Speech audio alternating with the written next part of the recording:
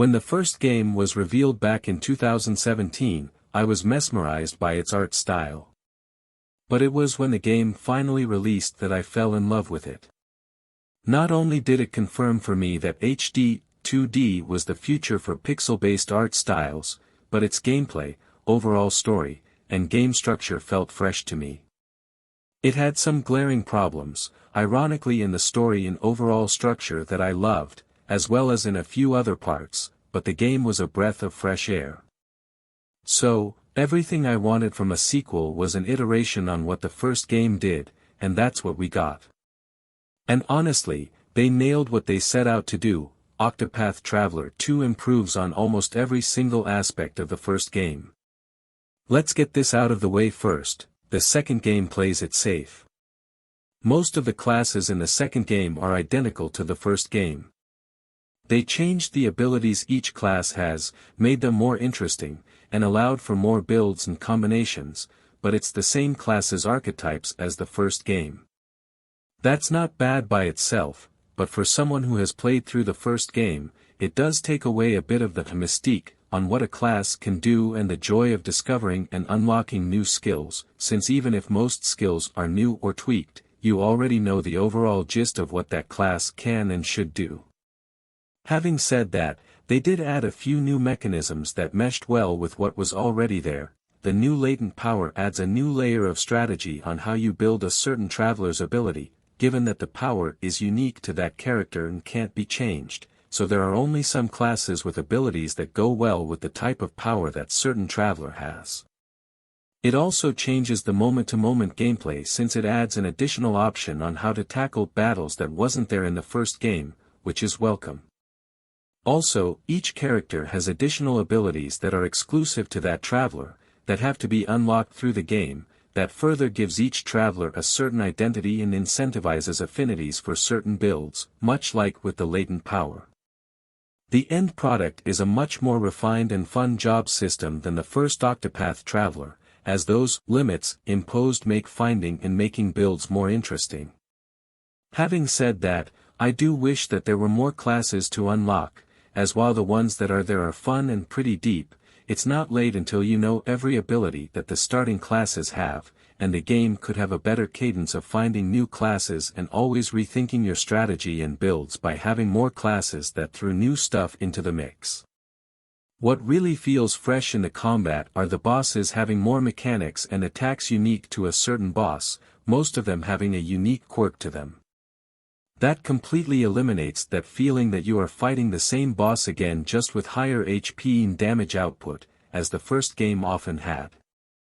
But what really threw me off guard in the most fabulous of ways was the surprise they added during the final boss.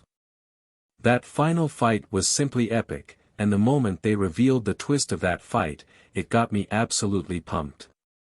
Team Asano knows how to make a final boss epic. But the biggest improvement the sequel saw was in its structure. The first was like an onion. The world map was a circular continent, in which you started in the first layer, and as you moved to its upper layers, the game got increasingly higher. Not that it was a problem per se, but it was too formulaic.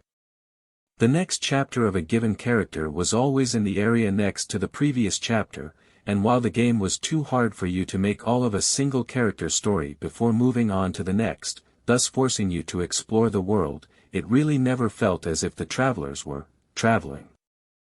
And almost all chapters could be boiled down to a very repetitive formula: starts with a story exposition, then it's a dungeon ending on a boss, and finally the chapter closes with more story. That completely changes with Octopath Traveler 2.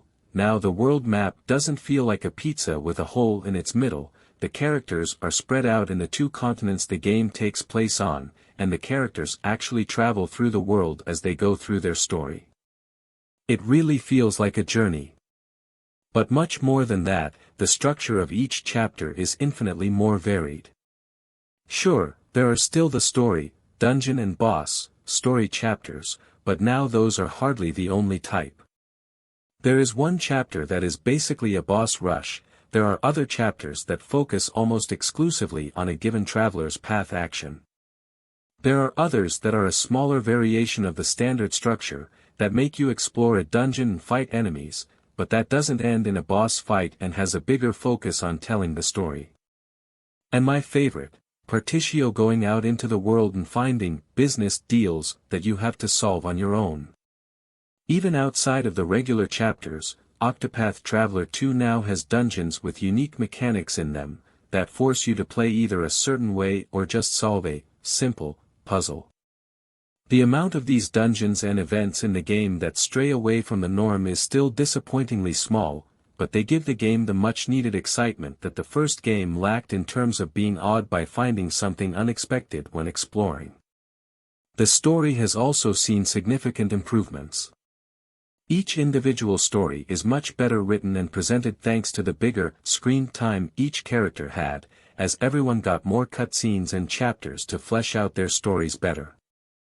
Not only that, but the overarching plot was much better interwoven into the game this time, compared to what seemed like an afterthought in the first game, in large part thanks to the crossed paths chapters, the travel banter which was more prominent, and the fantastic final chapter that concludes the game. Having said that, I have to admit that the crossed paths portions were disappointing.